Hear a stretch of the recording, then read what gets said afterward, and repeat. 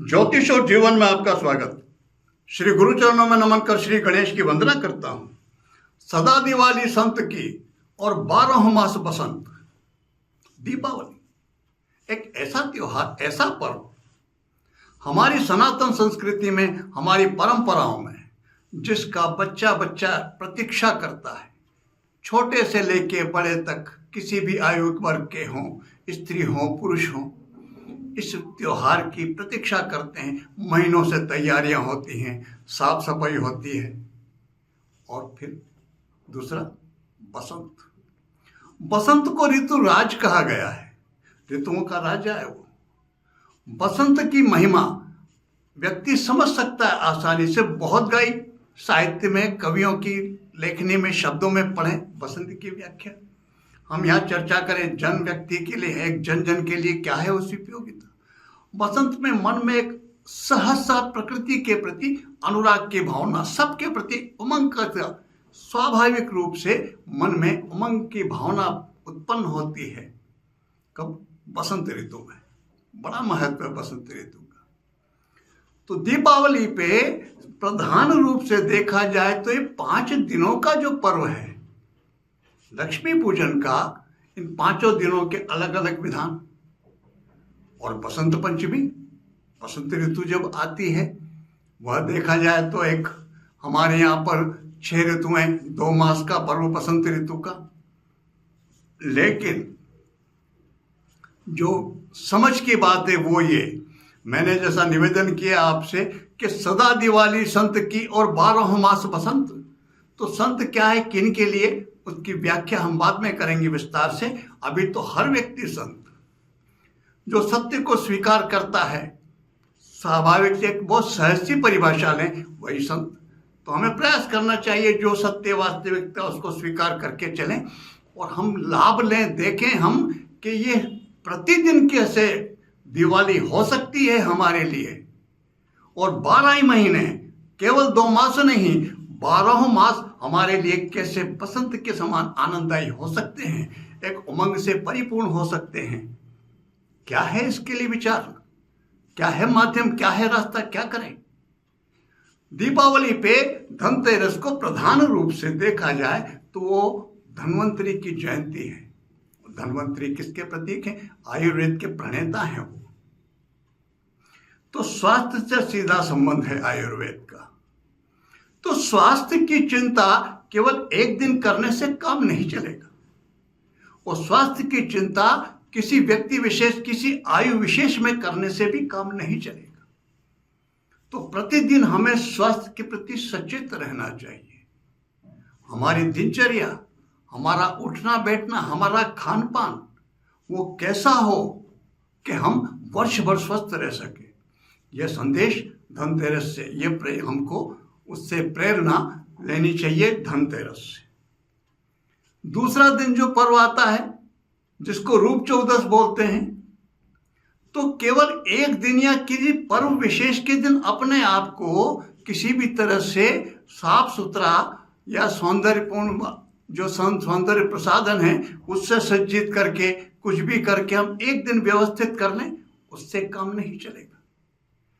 हमें वर्ष भर हमको उसी तरह से हमारे स्वास्थ्य का हमने ध्यान रखा, अच्छा खान पान रखा, तो आंतरिक रूप से शारीरिक जो रंग चमक आएगी, उससे वो बाहर के सारे जितने प्रसाधन हैं नकली, उनसे नहीं आ सकती।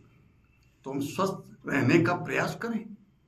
स्वस्थ कैसे रह सकते हैं, क्या दिनचर्या, खान पान वो व्यवस्था करें, तो शारीरिक रूप से स्वतः एक आकर्षण की जो स्थिति बनेगी, उसके लिए फिर बाहरी किसी आवश्यकता ही नहीं पड़ेगी, किसी भी उपयोग की, उपादान की करने की, कोई किसी भी तरह का क्रीम पाउडर की आवश्यकता पड़ने वाली नहीं। तो दूसरा दिन वो एक संकेत देता है कि हमें व्यवस्थित रहना है वर्ष भर। लक्ष्मी पूजन के दिन हम लक्ष्मी की पूजा करते हैं, धन का बहुत महत्व देते हैं, नमन करते हैं, हे भगवती माँ कृपा करना, स्थायी रहना, भरपूर उनकी आकांक्षा की प्रार्थना करते हैं भगवती से। एक दिन कर लेने से काम नहीं चलेगा। हमको वो भगवती हैं वही लालन पालन करती हैं। बिना धन के कुछ हो नहीं सकता। बहुत आवश्यक है धन का, पैसे का होना। तो हमें वर्ष भर उनकी कृपा की प्रार्थना, हमें वर्ष भर धन को सम्मान देना चाहिए। एक दिन तो पूजन करें और बाद में फिर बोलना शुरू करें, देखो भाई, केवल वैसे, केवल जगत को, संसार को दिखाने के लिए, अपने आप का एक स्वरूप दूसरा व्यक्त करने के लिए, मन में कुछ और बोले कुछ और। देखो भाई, ऐसा है कि हम तो पैसे के पीछे भागने वाले हैं नहीं, पैसे से ज्यादा कोई मोह हमें है नहीं, हम तो प्रेम के भूखे, प्रेम ही सब कुछ। ये जो बातें हैं ना, ये कहीं न कहीं भगवती को दूसरा एक तरह का दोयम दर्जा देने की बात करती है, भावना प्रयुक्त होती है। हम किसी को भी स्पष्ट रूप से कह दें आपकी उतनी महत्ता नहीं मेरे लिए, वो सुनकर कौन प्रसन्न हो सकता है। हम प्रयास करें, प्रयास ही नहीं, हम संकल्प लें, हम कभी इस तरह की बात नहीं बोलेंगे। और उनका पूजन, उनको सम्मान केवल एक दिन दे करके नहीं रह जाएंगे। वर्ष भर हमको धन को, पैसे को महत्व देना, पूजनी देना, सम्मान देना है।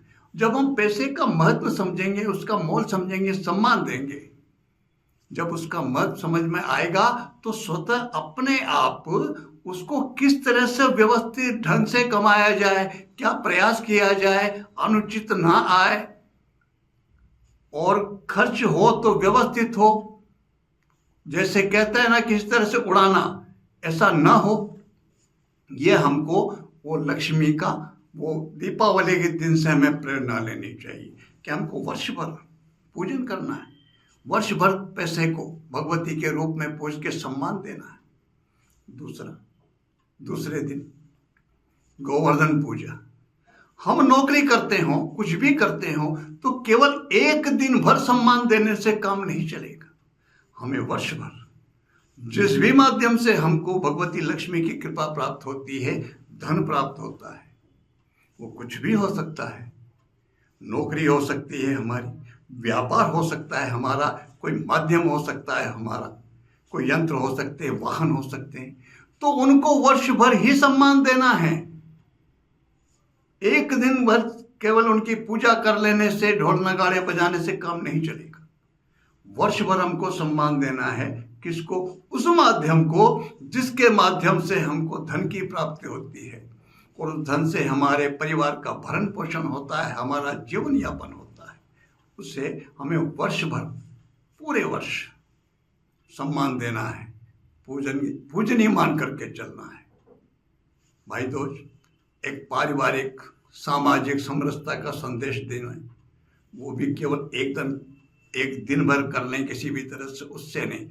वर्ष भर निर्वहन, जैसी आवश्यकता पड़े, जब भी परिस्थिति ऐसी बने, एक दूसरे के लिए हमें करने का प्रयास, वो समरसता बनाने का प्रयास भी वर्ष भर करना है। दीपावली केवल 5 दिन बना करके हमको उसको फिर चैन से बैठने की वर्ष भर कैसे निकालें, उससे काम नहीं चलेगा। यदि हम चाहते हैं कि हमारा जीवन, हमारा प्रतिदिन दीपावली की तरह है व्यतीत हो, प्रतिदिन भगवती लक्ष्मी की कृपा प्राप्त हो, प्रतिदिन हम स्वस्थ रहें, हमारा जो व्यक्तित्व है वो आकर्षक रहे, जिससे हमें कुछ मिलता है उससे हमारा तारतम्य अच्छा बना रहे, तो इन नियमों का जिन 5 दिनों में हम दीपावली पे पालन करते हैं, ये हमको वर्ष भर पालन करना चाहिए। फिर सदा दिवाली, और फिर आगे क्या कहा? 12 मास, केवल 2 मास नहीं, बसंत ऋतु 12 ही महीने, 12 ही मास हमारे मन के अंदर उमंग की स्थिति, भाव वही रहे, निराशा का भाव उत्पन्न नहीं हो, सब कुछ हमको आकर्षक लगे। माघ मास में जो नवरात्रा आती है, उसकी जो पंचमी तिथि, गुप्त नवरात्रा की जो पंचमी तिथि, माघ मास शुक्ल पक्ष की पंचमी, वही बसंत पंचमी होती है। बसंत पंचमी को भगवती मातेश्वरी सरस्वती के प्रादुर्भाव का दिन माना जाता है। जो मेरी आयु के वर्ग के हैं व्यक्ति वो जानते होंगे, आजकल तो परिस्थितियां बदल गई, स्कूलों की शिक्षाओं के बहुत कुछ ऐसा हो गया जिसे विकृत कहा जा सकता है। पुराने समय में बसंत पंचमी के दिन केवल भगवती सरस्वती का पूजन होता है स्कूल में और फिर छुट्टी हो जाया करती थी। और शास्त्र कहते हैं बसंत पंचमी के दिन निषेध है पढ़ने लिखने का, उस दिन केवल भगवती का पूजन होना चाहिए। सरस्वती क्या है? वो बुद्धि, विवेक, ज्ञान, इनकी अधिष्ठात्री देवी हैं वो भगवती सरस्वती। तो पहले दीपावली और फिर बाद में बसंत की बात हुई है। सदा दिवाली संत की ये पहले, और 12 मास बसंत, बसंत बाद में आया।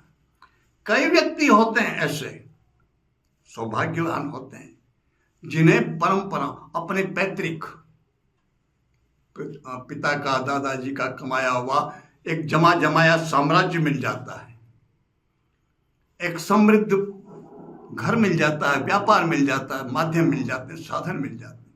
कई व्यक्ति होते हैं ऐसे, कई व्यक्ति ऐसे भी होते हैं जो सब कुछ अपने बुद्धि विवेक से खड़ा करते हैं। उन्हें पैतृक कुछ मिला नहीं होता, बुद्धि विवेक से खड़ा करते हैं। जिनको मिल जाता है, मिलता है, आप आसपास नजर उठा के देखें तो आपको ऐसे कई उदाहरण मिल जाएंगे। उन्हें बहुत अच्छा साम्राज्य मिला, करोड़ों की संपत्ति मिली, स्थायी संपत्ति मिली, जमा पूंजी मिली, एक व्यवस्थित जमा जमाया व्यापार मिला, लेकिन वो उससे भी चला नहीं पाए, उसे भी संभाल नहीं पाए। कहाँ गड़बड़ हुई?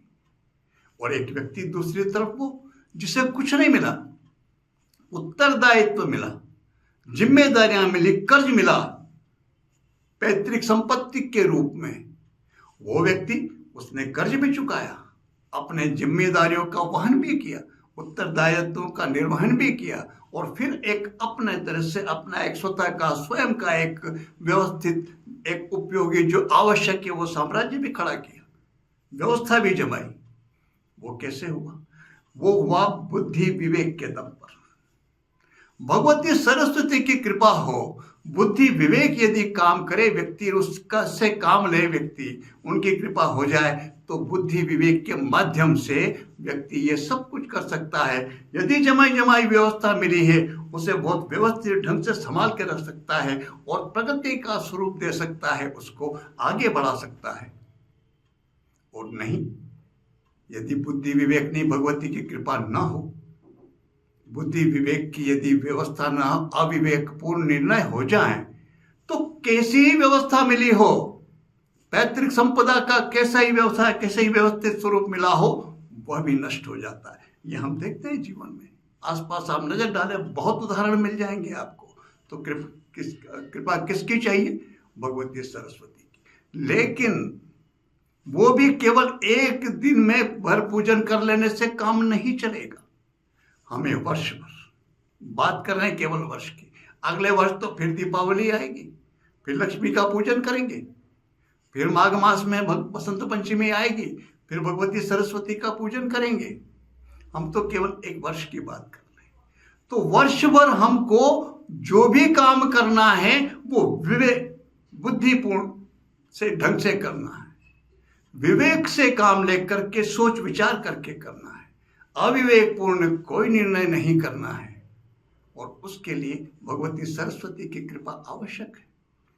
तो यदि हम जीवन में हम चाहते हैं कि हमारा पूरा वर्ष आनंदमय व्यतीत हो, तो उसके लिए सहज सी सरल सी बात है, और वो ये कि यदि हमारी जीवन की दिनचर्या कुछ इस तरह की है जिसकी वजह से स्वास्थ्य संबंधी समस्याएं आती हों, वो चाहे खान पान से रिलेटेड हो, उससे संबंधित हो, या फिर आलस्य की प्रवृत्ति हो, शरीर को कष्ट नहीं देना चाहते हो, शारीरिक श्रम ही नहीं करते हो, व्यायाम आदि कुछ भी नहीं, तो फिर स्वास्थ्य की समस्या ऐसी हम स्वयं निरीक्षण करें, अपना स्वतः करें, और जो भी इस तरह की त्रुटियां जीवन की उन्हें दूर करने का प्रयास करें। स्वस्थ हो जाएंगे, स्वस्थ हो जाएंगे, स्वतः हमारा व्यक्तित्व आकर्षक हो जाएगा, व्यक्तित्व आकर्षक होगा, स्वस्थ होंगे, बुद्धि विवेक वो भी सब काम करेगा, स्वतः भगवती लक्ष्मी की कृपा प्राप्त होगी ही,